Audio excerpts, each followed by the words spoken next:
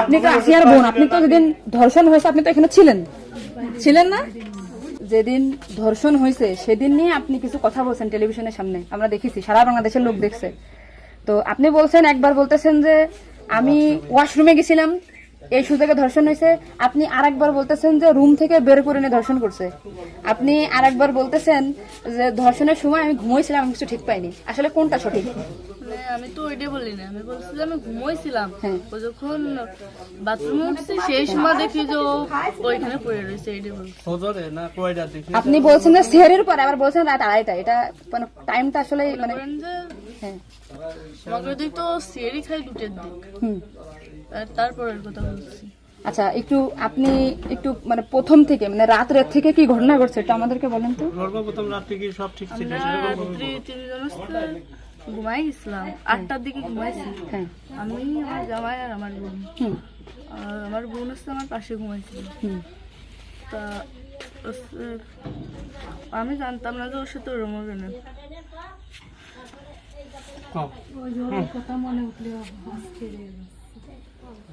আপনি আসিয়ার বোন, আপনি ওইখানে ওই দিন ছিলেন এক ঘরের ভিতর, আপনার কথা মানে আপনি যা বলবেন সেটাই হবে। এই জন্য আপনাকে যদি ওরা ঘুমের ঘরে কিছু খাওয়াই থাকে আপনি বলবেন যে আমাকে ঘুমের ভিতরে কিছু খাওয়াই দিচ্ছে, আমি ঘুমাইছিলাম, আমি কিছুই জানি না, আমি সকালে উঠে দেখছি এটা।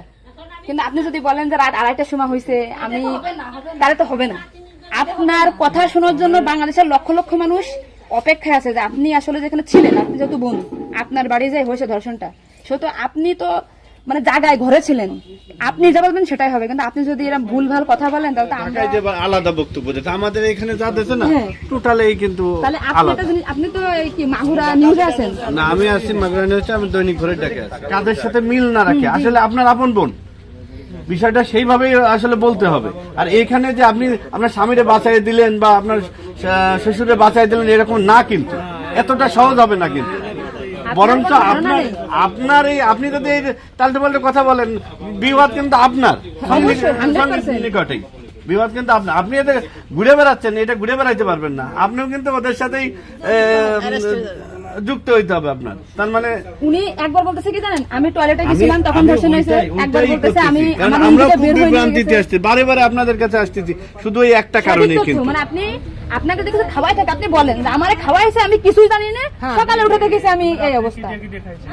কিন্তু আপনি যদি টাইম উল্টো পাল্টা বলেন তখন তো মনে করেন আমাদের বাংলাদেশের লোকের তো, আপনি সকালে আপনার ঘুম ভাঙছিল কয়টায়, মানে যখন আপনি দেখছেন আপনার বোন তখন কোথায় ছিল?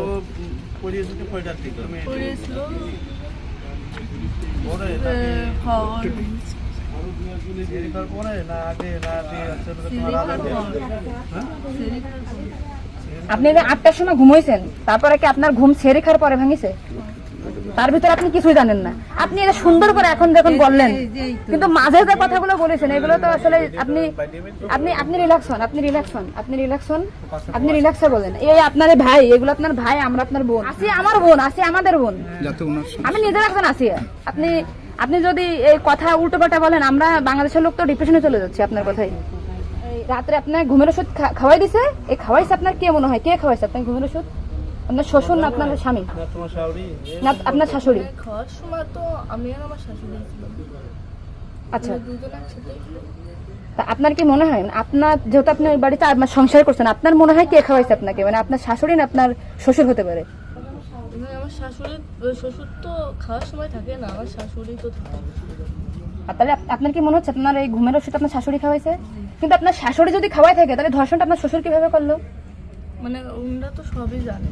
তা আপনি কি এটা কখনো কি মিডিয়ার সামনে আগে বলছেন যে তাহলে তো আপনার শাশুড়ির 3 দিন বাইরে থাকার কথা না, সবার আগে তো উনি অ্যারেস্ট হওয়ার কথা? আপনি কি এটা আমাদেরকে জানাইছেন, সোশ্যাল মিডিয়াতে জানাইছেন শোনা? এই যে আজকে আমরা হয়তো জানতে পারলাম যে আপনার ঘুমের বড়ি যে খাওয়াইছে বা ওষুধ খাওয়াইছে এটা আপনার শাশুড়ি খাওয়াইছে, তাহলে তো এটা পরিকল্পিত না, মানে পরিকল্পিত ছিল ওদের আগে থেকে। আপনার কি মনে হয়?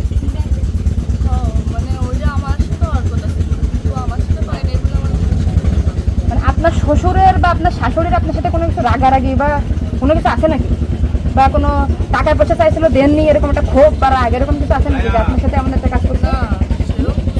আসিয়া আপনাকে কি বলছিল যখন আপনি তখন আসিয়া আপনাকে কি বলে গেছে? আর ভাইয়া আছে দরজা খুলে দিচ্ছে, তারপর বলছে আমি তো ঘরের ভিতর ছিলাম, তাহলে আমি কিছু টের পেলাম না কেন, বলছে কি আমার হচ্ছে ঘরের বাইরে নিয়ে গেছে। এরপর থেকে তো আসিয়ার জ্ঞান না মানে ওইটুকু সময় ও অস্থির হয়ে যাচ্ছিল, আর তখন আপু আসছে বাইরে, আপুর বাসা মনে হয় বাইরে না? আমার বাসা যশোরে, আমি যশোর থেকে আচ্ছা, আমি শুধু ওনার একটা ভিডিও দেখে আসছি যে উনি উল্টো পাল্টা কথা বলতেছে, এই সঠিকটা জানার জন্য। সঠিক কথাটা বলেন বলেন।